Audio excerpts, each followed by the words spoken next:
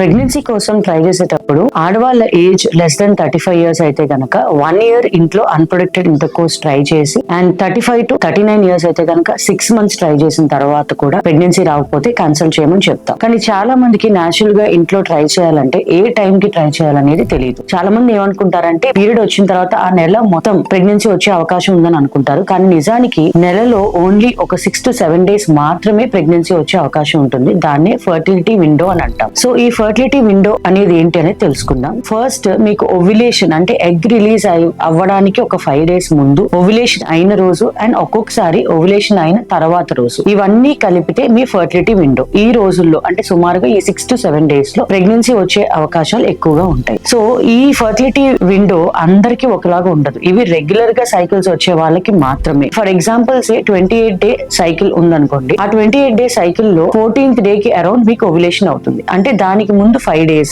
And ఆ ovulation అయిన తర్వాత ఒక రోజు, అంటే 10th day నుంచి 15th day వరకు మీ ఫర్టిలిటీ విండో. సో ఈ ఫర్టిలిటీ విండో అనేది ఎందుకు ఇంపార్టెంట్ అని అంటే, స్పర్మ్ అంటే ఒక ఫర్టైల్ ఉమెన్ లో ఫర్టైల్ సర్వైకల్ మ్యూకస్ ఉంటే స్పర్మ్ బాడీలో ఎంటర్ అయిన తర్వాత 5 days సర్వైవ్ అవ్వగలుగుతుంది. కానీ ఎగ్ రిలీజ్ అయిన తర్వాత దానికి fertilization capacity or survival only 12 to 24 hours ఉంటుంది. అందుకే ఓవ్యులేషన్ కి 5 days ముందు, ఓవ్యులేషన్ డే ఆర్ దాని తర్వాత ఒక రోజు అని ఫర్టిలిటీ విండో అని అంటాం. మీ సైకిల్ లెంత్ క్యాలిక్యులేట్ చేసుకుని, ప్రతి ఒక్కరికి సైకిల్ లెంత్ అనేది డిఫరెంట్ గా ఉంటుంది కాబట్టి మీ సైకిల్ లెంత్ అనేది క్యాలిక్యులేట్ చేసుకుని దాని ప్రకారం మీ ఫర్టిలిటీ విండోని ఐడెంటిఫై చేసుకుని ఆ టైంలో కలిస్తే, లేదా మీకు ఏదైనా డౌట్ ఉంటే మీ సైకిల్ లెంత్ ఆర్ మీ సైకిల్ హిస్టరీ మీ డాక్టర్ కి చెప్పి మీ ఫర్టిలిటీ విండో తెలుసుకుని ఆ టైంలో మీరు ట్రై చేస్తే ప్రెగ్నెన్సీ వచ్చే అవకాశాలు ఎక్కువగా ఉంటాయి.